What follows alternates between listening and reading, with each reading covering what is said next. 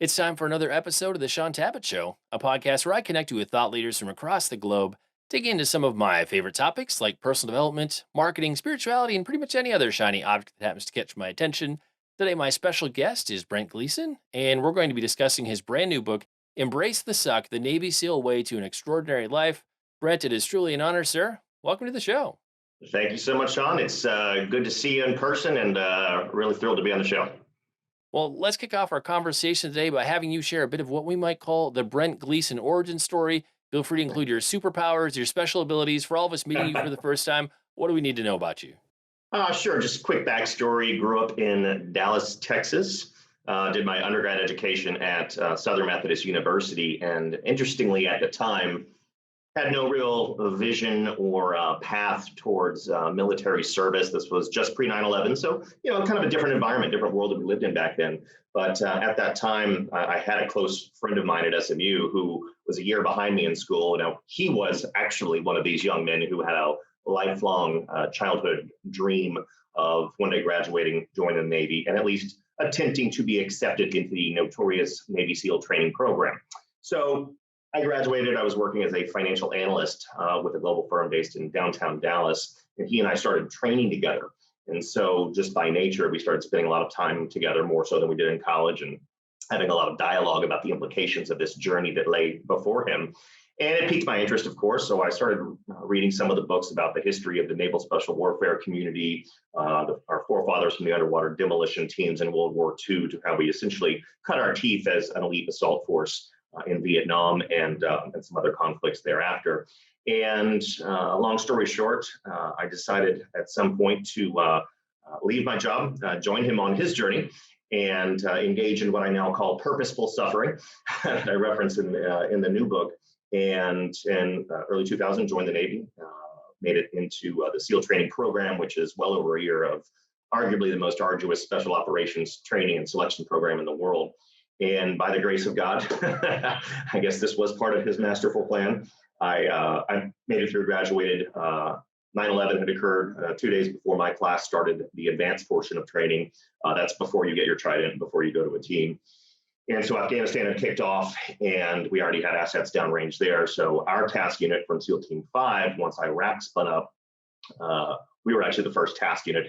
We call it a troop now, but usually about 40 SEALs and dozens of support staff. We were actually the first in to Iraq in early in April 2003 to perform what we call capture or kill missions. So did combat deployments, had not planned on doing this as a career. So obviously once I was in the teams, that could be a decision that I made and could have stayed in longer. But I stuck to my plan, transitioned out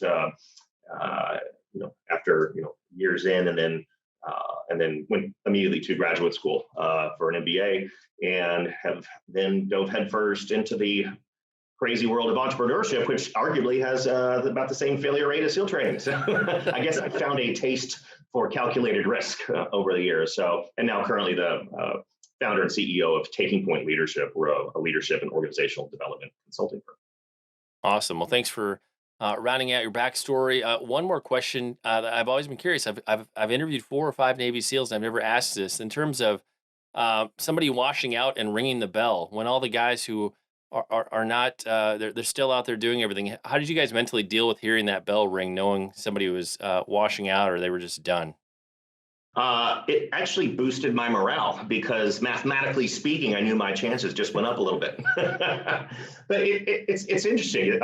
SEAL training is a fascinating social experiment when it comes down to the mental fortitude, resilience, and grit necessary to successfully navigate such a brutal crucible that is SEAL training. And we've actually invested millions of dollars and years in market research, so to speak, to identify the cognitive, mental, emotional, and physical attributes of students more likely to successfully go through the course and graduate. Because ideally, in a perfect world, we would like to have more SEALs, a larger community of more warriors now that we've been in combat for 2 decades.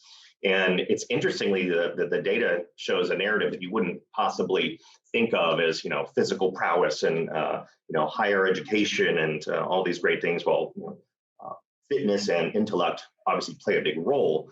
It really comes down to the less measurable data points around resilience, grit, mental fortitude, of course, but also passion. So if you think about anything we've ever done in our lives that we put a lot of effort into, whether it's our personal life, professional life, relationships, really almost comes back to passion and an emotional connection to the goal you're trying to accomplish.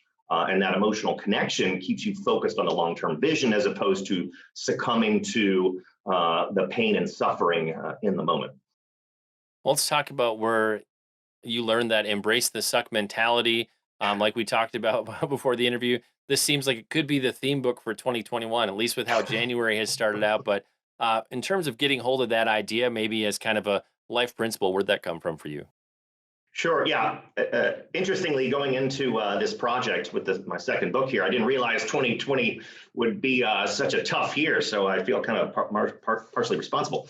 So yes, the timing of the book, in all seriousness, is good because my hope and goal is that it provides to be a really great source of inspiration for how people can navigate adversity. And the term "embrace the suck," obviously born in the United States military, definitely have adopted that in the ranks of the special operations community. And essentially, it's saying, look, the battlefield is tough, and that could be a literal or figurative battlefield.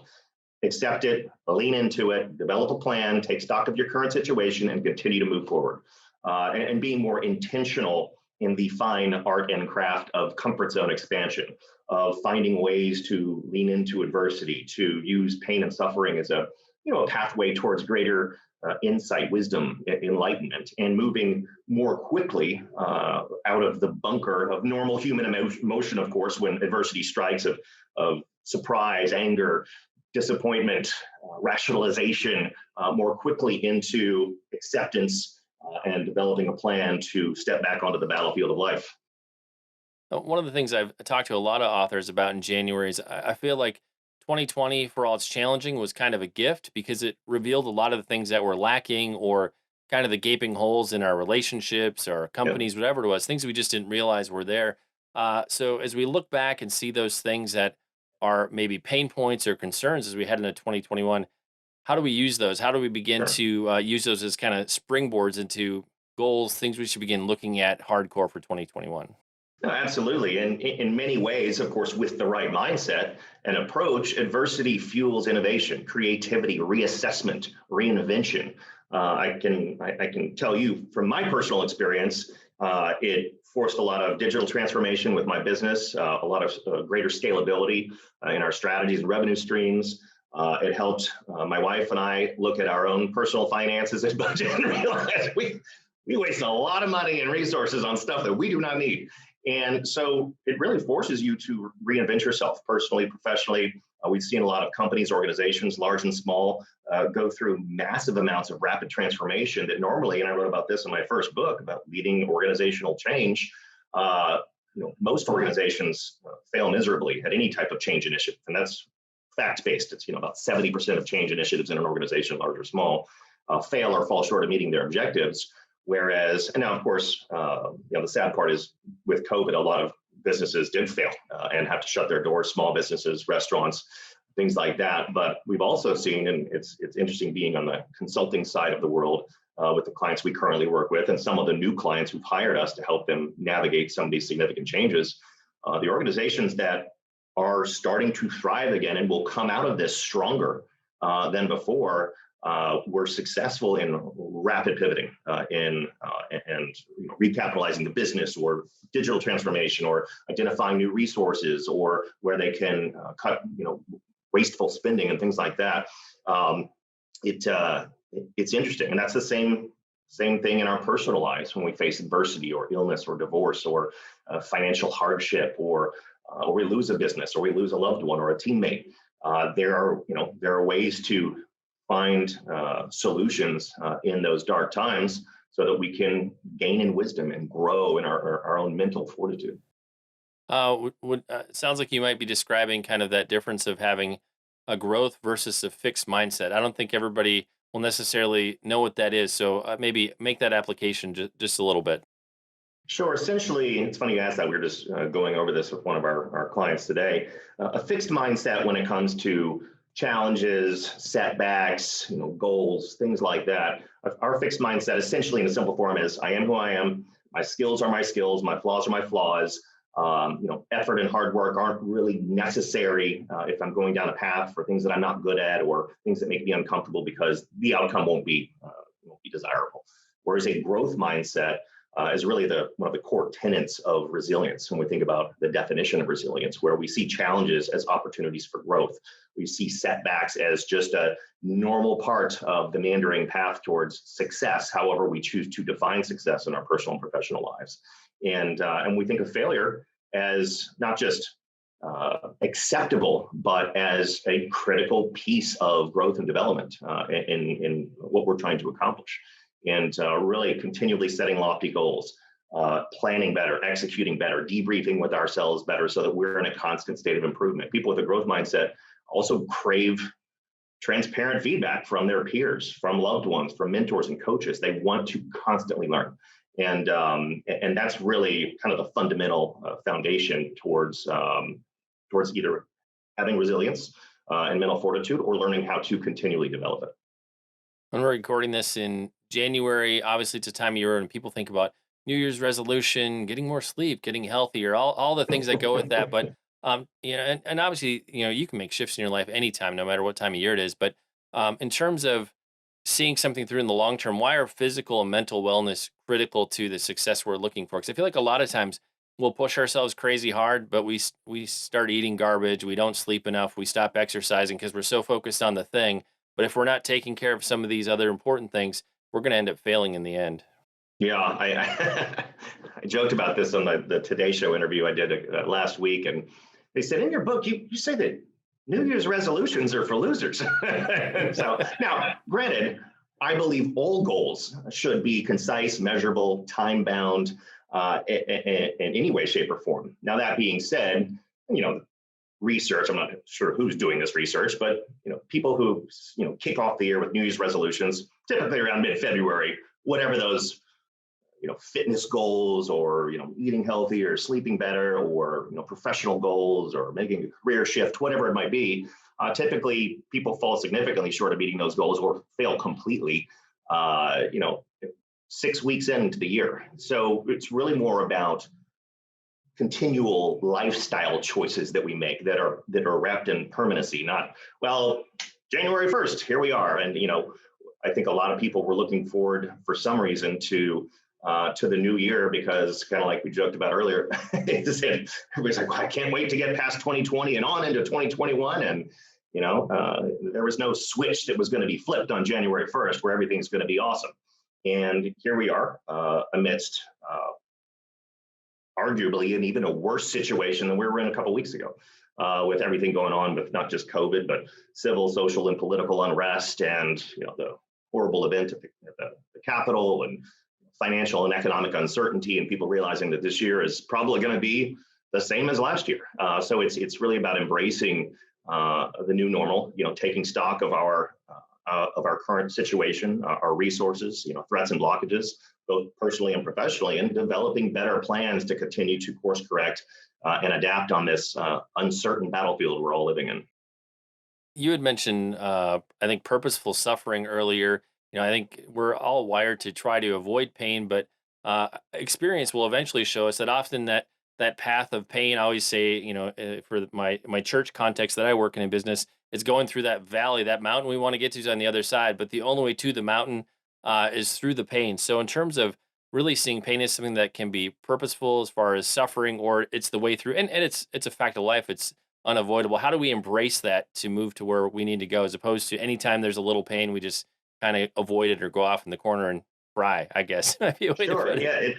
It obviously there's and not to make light of people's suffering and Right. pain and things that we face from illness or loss of loved ones, or death or financial hardship, whatever those inevitable challenges and obstacles we almost all of us face multiple times from the day we are born to the day we pass on to greater things. But finding ways to label your pain and suffering, and obviously there's suffering that we do not choose, but that is inevitable. And like this, as the saying goes, pain's inevitable, but suffering is optional. How we look at how we suffer and what we choose to suffer for. So when I talk about purposeful suffering in the book, that's more so related towards engaging in the types of challenges and obstacles necessary for achieving goals or living a more meaningful, purpose-driven life. Oftentimes when we find ourselves taking every opportunity to seek pleasure and avoid pain, we're not really living a very fulfilling life. You know, when I made the very obvious transition from financial analyst to train to become a SEAL, I knew, for example, that I would have to go through a significant transformation of mind, of body, of mindset in general, just to understand the current reality of the world that I was choosing to pursue. And so that meant making better choices, putting better constraints on myself, avoiding temptation, avoiding relationships that I knew would stand in the way of achieving that goal. And that's can be associated with any walk of life, not just becoming a SEAL, but pursuing loftier professional goals in our career or having better relationships. All of those things have adversity and suffering associated with them. That's why, you know, the things that we truly care about and put time and energy and working towards are fulfilling, is because it's not easy. And I think in any journey of transformation, we can get so far on our own, but then we might need other people, or sometimes we need a different toolkit for the things that we're going after. So, Yeah. in terms of discipline, accountability, mentors, to succeed long term, what are some of those kind of boundaries we might want to really put in place so we have what we need to get to the finish line? Sure, and I mentioned this briefly, but I actually kind of stole borrowed this philosophy from James Clear. I believe he has a recent book out, and it's really about putting better constraints in our lives. You know, like that saying that, you know, from one of my SEAL brothers, Jocko Willing, who says discipline equals freedom. Well, what does that mean? Well, people who have greater levels of discipline and greater levels of personal accountability, and then also lean on others to hold them accountable, are more fulfilled because they achieve more of the goals they set, because they remove temptation from their lives that's ultimately going to end in not disaster, but definitely wasting time and energy on things that are either out of our control or that will take us down a path that we really don't want to be on. So it's not always easy for us to, you know, be so disciplined, because we're human and we get distracted and there is temptation, but also knowing that, you know, we don't really succeed all that well just on our own. We can go further faster in a team environment or through relationships, mentors, coaches. I saw something on Instagram earlier today, a post from one of my colleagues, and you know, he was basically saying that, you know, if you really want to improve in a certain area of your life, you know, find a trusted peer, colleague, loved one, and beg them to give you very, very, very transparent feedback. And then just listen. Don't defend yourself, just listen, absorb it, reflect on it. And then it's up to you, of course, to hold yourself accountable to make, even if it's small incremental decisions and choices, to make improvements in those areas. Like I talk about in the book, like doing the philosophy of doing something that sucks every day. Sounds kind of like a weird philosophy, but essentially it means we all have obstacles, challenges, things we're not all that good at, things we know we need to become better at, whether it's having difficult conversations or making tough choices, you know, in our career or in relationship. And it's really about identifying the things that we know make us cringe, that make us uncomfortable, but that are necessary for achieving whatever goals that we're trying to in our lives. Well, label those things and practice them with daily diligence so that you can get better at them. And then the things that used to seem insurmountable or that makes us wildly uncomfortable. That's where the saying in the SEAL teams, get comfortable being uncomfortable. And then you're continually expanding the boundaries of your comfort zone, and things that used to seem wildly out of reach can become part of your everyday existence. Well, just a couple final questions as we begin to wrap up. In terms of the reader's overall journey with the book, they get to that last page of Embrace the Suck, close that back flap. Like, how do you hope you've impacted them? What's that like core message you hope every person takes away from the book? I think if I had to choose one core message, and I wrote this book similar in a way to the first book, that I want it to be very actionable. You know, when I started down this path, I realized I never read a book that technically falls in the self-help or personal development genre. So I started seeing what was out there, and obviously some of it I loved and very popular books. I didn't find a lot that were that were as actionable as I like, from the content that I try to learn from. So the types of books you would read more than once, that you highlight, that you put post-its in, assuming you actually get the physical copy of the book. And I end the book with the chapter, "We're all going to die, so get off your ass and execute."